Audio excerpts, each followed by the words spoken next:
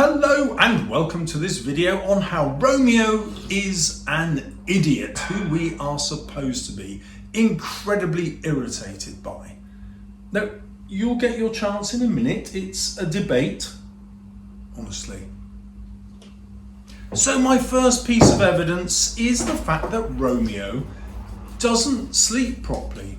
He stays out all night and then in the day he hides away in his room. He's hiding from his parents, the people that could give him the best advice. He even hides away from one of his best friends, Benvolio, who's going through similar problems. He's out in the sycamore grove with a troubled mind, and Romeo still avoids him.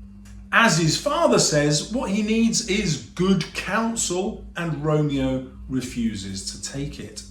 He's indulging in his negative emotions and he won't look for a way out of this. Instead, he magnifies it. Listen, I don't think it's fair to argue that Romeo is an idiot. He's simply a product of his society.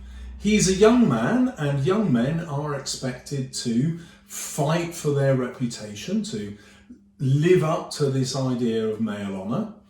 The whole tradition of being a lover isn't like a modern society. Women were always chaperoned. There's no opportunity to gain any kind of either experience in love or in sex. So Romeo has to resort to desperate measures just to get the normal kinds of human experiences which we take for granted. It's not his fault, it's the way that society in Elizabethan times is set up. And teenagers are the same throughout history. Part of growing up is rebelling against your parents and trying to grow apart from them to forge your own identity. This isn't Romeo being an idiot, it's Romeo being entirely normal. Okay, so far so teenager. And yes, maybe it's unfair for ridiculing him just because he's young. But it's more than that. Romeo also represents what's wrong with the patriarchal society. Look what he's been doing with Rosaline. He's bribing her to have sex with him. He's using saint-seducing gold, and then he has the cheek to say, well, I don't understand why this isn't working. He's upset that Rosaline is being treated, well, as though she'll just sell her favours to him. Now, there's also another aspect to this, of course. He has chosen a Capulet. Now, this doesn't happen accidentally. As we see later on when he goes to the Capulet ball, it takes a good deal of effort to meet a woman from the family of your enemy. Now, not only are we supposed to see that this is not real love, we're also supposed to see Romeo behaving in a callous, calculating, deeply cynical way.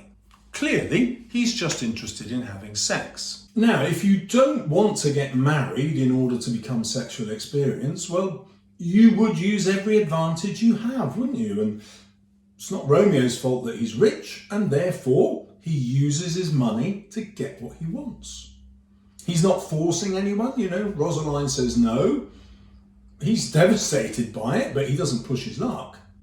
Now, yes, you could argue that he is playing a role that society values with this Petrarchan lover deal that he's got going on. But I reckon that's just another sign of immaturity. He's deliberately chosen someone who's unattainable. Firstly, she's a Capulet. Secondly, she seems older than Romeo because he refers to her as a woman. She's definitely more mature than he is because she rejects him. And also, Shakespeare makes fun of Romeo's poetry. He's a really bad poet. All those oxymorons, feather of lead and heavy lightness, meaningless phrases which are nonsense. And Shakespeare's trying to show us that Romeo's poetry is nonsense and his whole attitude to love, it's nonsense. He's also in denial that his real desires are sexual, and that he's deliberately put himself into a position where he's going to be rejected. I mean, that's dumb. Our next big issue, and it is a pretty big one, is that he chooses to go to the Capulet ball. Now, there's a feud on, I'm sure you've noticed, but he's going to go to the ball held by his enemies. This can only lead to trouble and disaster. But more than that, this is a society that believes in fate, in warnings given in dreams. And guess what? Romeo has had a dream in which he has been warned that if he goes to this night's revels, there will be tragedy, there will be death. Some consequence is hanging in the stars, just waiting for him to be stupid enough to go to the revels. But no, party, he says. Let's go party. Idiot. No thought of the consequences, and he knows the consequences are going to be bad. Nobody messes with fate and gets away with it. That is the point of fate. Now, once he's at the party and he falls in love at first sight with Juliet, which may or may not be genuine, his own mind starts to use imagery to warn him. For example, he compares Juliet to a dove trooping amongst crows. Crows are black, portentous birds signifying death. He also compares her to a pearl earring hanging in an Ethiopian's ear. An Ethiopian, of course, in London would be a figure out of context, a figure who would be likely to be treated in a racist way. So these are all warnings that Romeo's own mind is bringing to the forefront as he describes her beauty, to also remind him of the dangers and the tragedy that's unfolding right in front of him. But what does he do? He ignores it. Yes, okay, people took dreams seriously, but really, how many dreams would Romeo have had that didn't result in tragedy? I mean, we can't suddenly expect him to accept that this is a message from the gods, if you like, that this fate would definitely come true. He's just feeling uneasy because underneath it all, he knows he's gate-crashing a party he shouldn't go to. It's his enemy's party, or his parents' enemy's party. But look, he's going in disguise, he's going with his mates, he's not going to do anything, as we see, to get himself into trouble. He doesn't even dance because he's so keen to avoid any kind of misunderstanding or mishap. It's not his fault that who he sees is Juliet, the most radiant woman he's ever seen in his life, and it's not his fault that he falls in love. We just have to accept that this is one of those very rare romances that begin with love at first sight. That's the point of the play. And the alternative to your argument about Romeo's subconscious warning him about death is that he's just picking on imagery which shows contrast. The black and white contrast shows the old crow that's Rosaline, what he understood as love, and the real genuine love he now has when he's met Juliet. And therefore we get this black and white contrast because the division between his old love and his new is so black and white. It's so obvious because his new love is so real in comparison to the immature love before. Now, yes, you can argue about the religious imagery of his language when he's trying to seduce Juliet, but he's not doing that to go against the gods. He's doing that to show that his love is pure, it's holy, it is as though it's been given by God.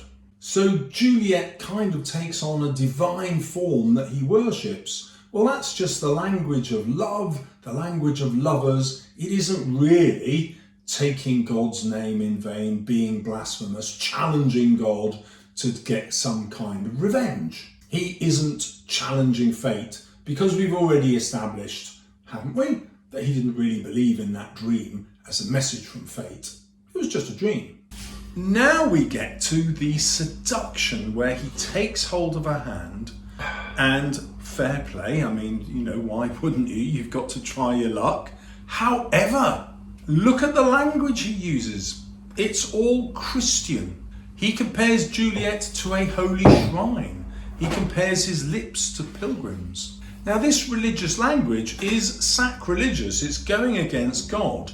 I mean, to use this Christian language in order to seduce someone is not really what the Bible had in mind. And that brings us to hubris. arrogance which challenges the gods and therefore causes them to punish you through fate, through tragedy. So in choosing this imagery, Romeo is basically sticking two fingers up to God and saying, sex is more important than you are. Or if we're being charitable, love is more important than you are. This is not going to go down well in a Christian society with a Christian God. Now, even though it's a masked ball, Tybalt recognises him by his voice.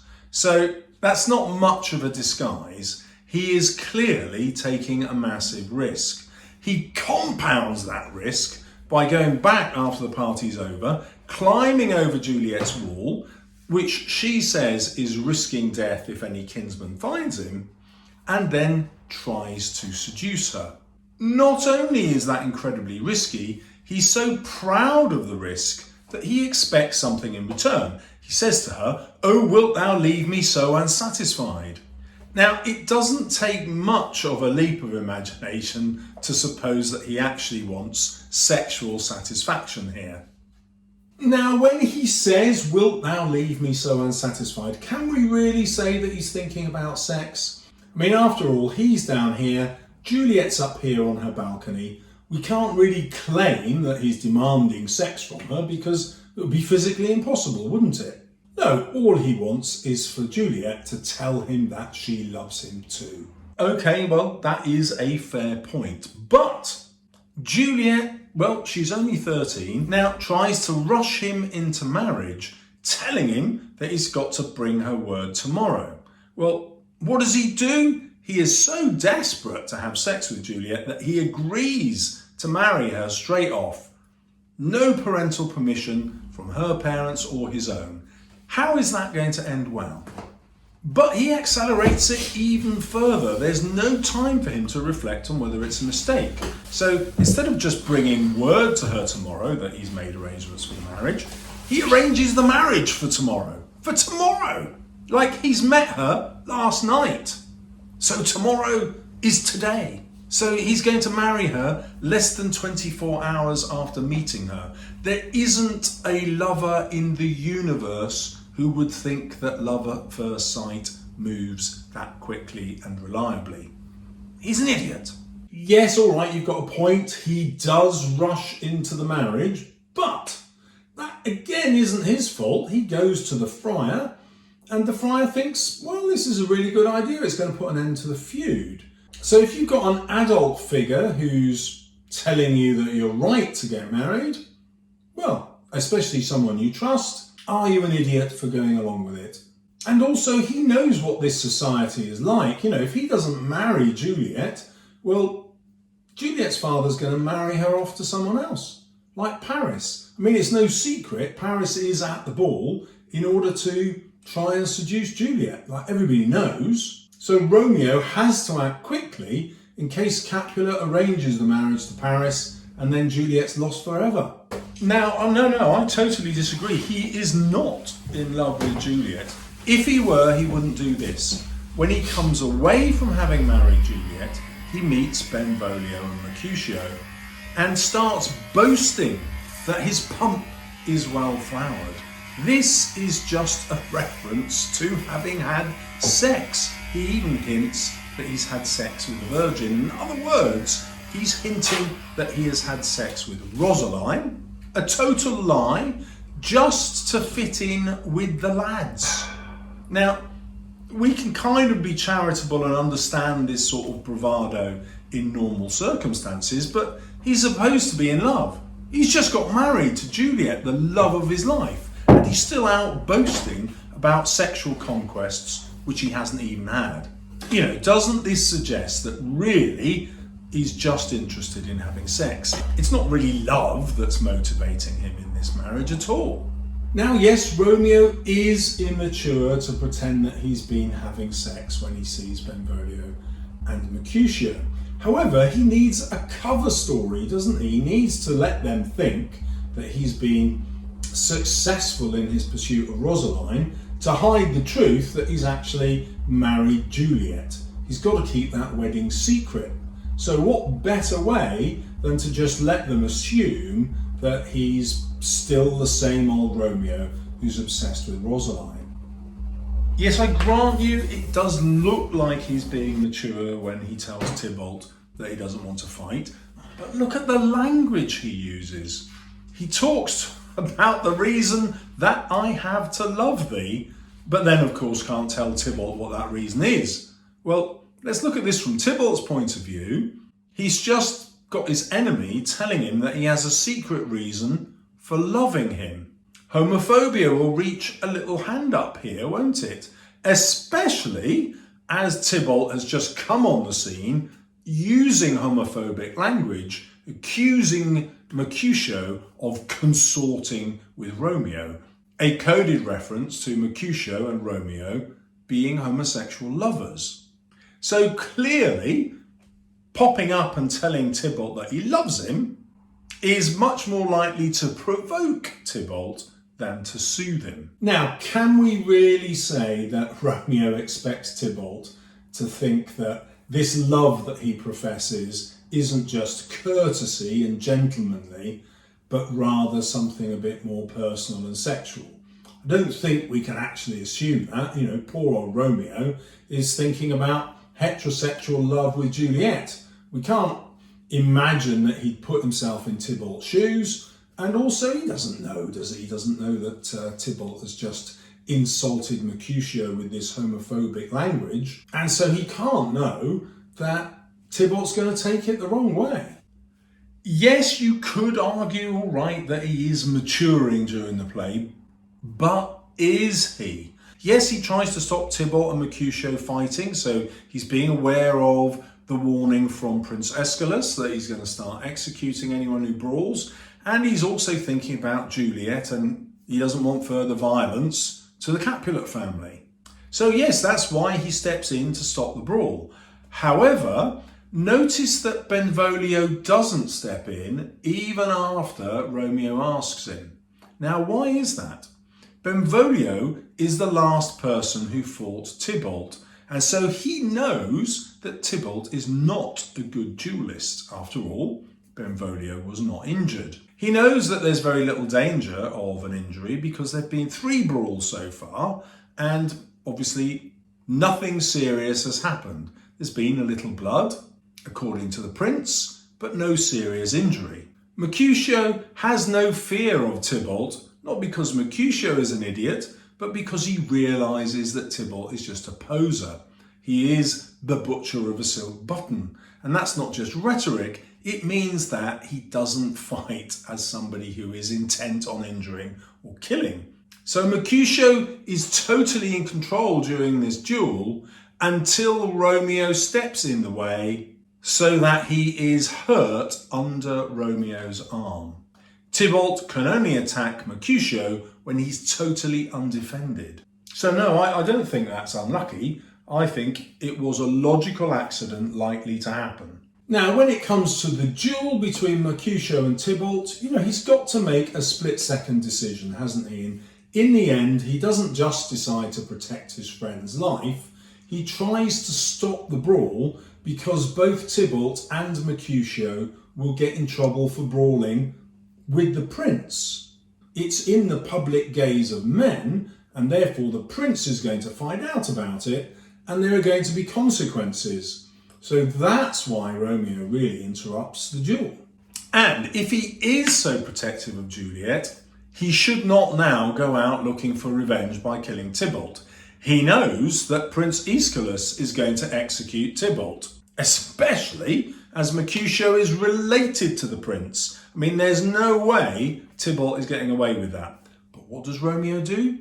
He decides to fight and kill him. But worse than that, how does he justify it? He blames Juliet.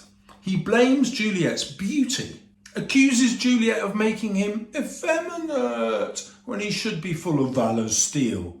Childish, immature, masculine stereotype. A child's version of what a man should be. Okay, yeah, you're right.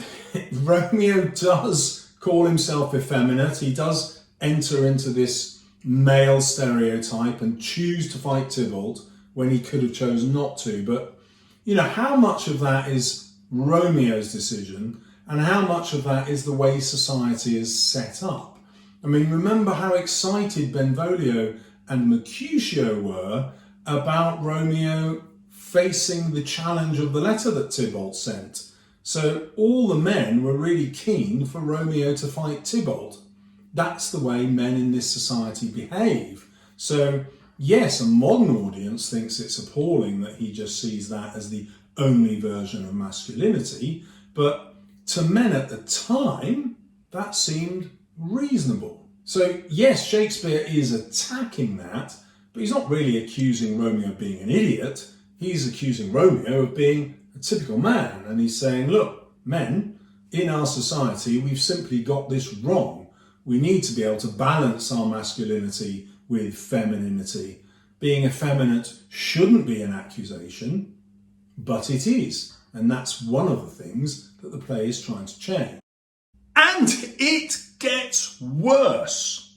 As soon as he's killed Tybalt, instead of blaming himself, oh no, I am Fortune's fool, he says. Well, he's got the fool part right, but Fortune and Fate, have they made him kill Tybalt? No flipping way. We've just heard him go through in a soliloquy, so these are his real thoughts, blaming Juliet and then deciding that he's got to be more manly by killing Tybalt. So his tragedy isn't that fate is working against him in the background and making it inevitable that he'd be stupid. No, it's this. He's chosen to be stupid because he's an idiot. Now, once the friar gives him the miraculous news that the prince isn't going to execute him but only banish him, what does he do? He falls to the ground and weeps. He has a tantrum like a baby. I don't think we're supposed to sympathise with this. Now, when Romeo says, oh, I'm Fortune's fool, he's not just talking about killing Tybalt.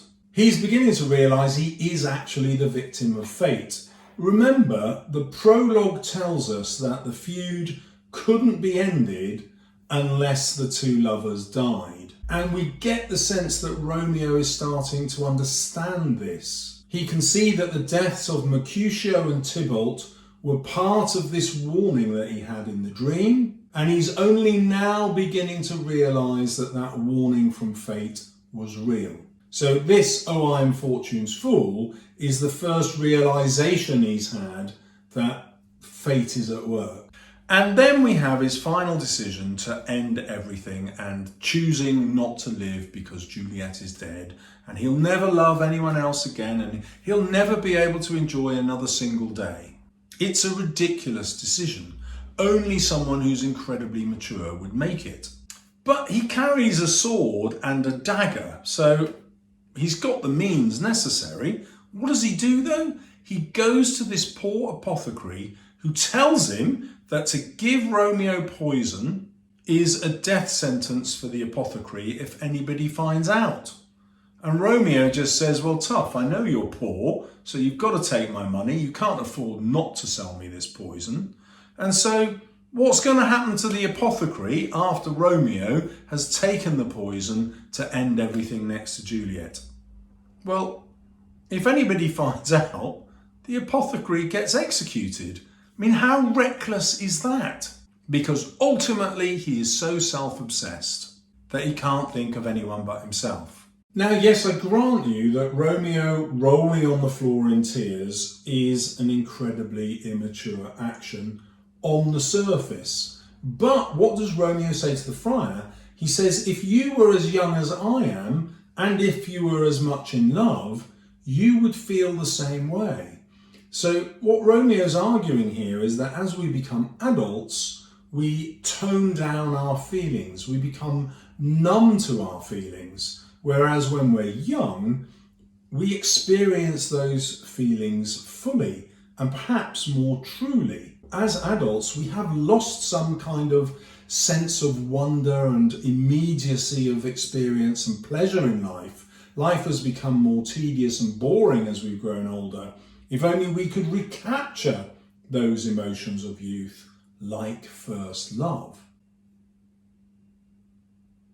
Oh yeah, well, That is a good point, actually. Yeah, okay, fair play. He does think about Paris. He doesn't want to kill Paris. But let's look at his reaction once he has killed Paris. Paris asks to be taken into Juliet's tomb so that he can lie next to the love of his life. And Romeo actually agrees because he sees Paris as an equal victim of fate. They have both had their names written in misfortune's book. And so he gives Paris a triumphant grave because he sees him as the hero of a tragedy. Well, why does he do that? Because he wants to see himself as the hero of a tragedy. Again, denying responsibility for his own actions, his own decision making, and claiming some sort of grand gesture that God has loaded the dice against him as a great hero who's going to die by his great love Juliet's side. Now, when he decides to give Paris a triumphant burial, this is him realising that they are, in fact, both victims of fate's plan. Again, if we didn't have the prologue, then yes, Romeo would be deceiving himself. But because we do have the prologue, we can argue that fate is definitely at work here, and Romeo's realising that he's just a cog in the greater wheel, if you like. He's just an instrument that fate is using for its own purposes. Which brings us to his death. Now, obviously, we could argue that this kind of sacrifice is never justified and never worth it. It's always a sign of incorrect thinking. But let's look at the extenuating circumstances. Romeo is already a killer. One of his very best friends has just been killed. His wife, whom he loves, has just been killed. And he's exiled and abandoned without any form of adult support or any friends or peers. So we can argue that there is a huge amount of external circumstances, not just teenage emotion, which is leading to this decision. And of course, on top of all of that, we also have the intentions of fate, the idea that this is kind of planned by a divine power, making it even less likely that Romeo will make a good decision and choose to live to be an adult. So really, we can see him more as a victim than an idiot. And yes, I grant you, this is supposed to be very moving because these young lovers have tragically lost their lives and society has conspired against them to make it incredibly difficult for them to live their love together. But ultimately, Romeo is selfish, and Shakespeare wants to show us that. That's why we find out this incredible detail after he's died, that his mother has died from grief. He's caused his own mother's death because he is so utterly selfish. Shakespeare emphasises that even more because Romeo writes a letter of explanation to his father, ignoring his mother, who, all right, he doesn't know his mother has died, but we know the true love and passion that she's had for her son has so overwhelmed her once he's killed Tybalt that she dies from grief. And he did it to her. That's the point of Shakespeare introducing this to the ending of the play. So if you'd like more videos to expand your understanding of Romeo and Juliet, I recommend the one appearing on your screen right now. See you soon on my channel.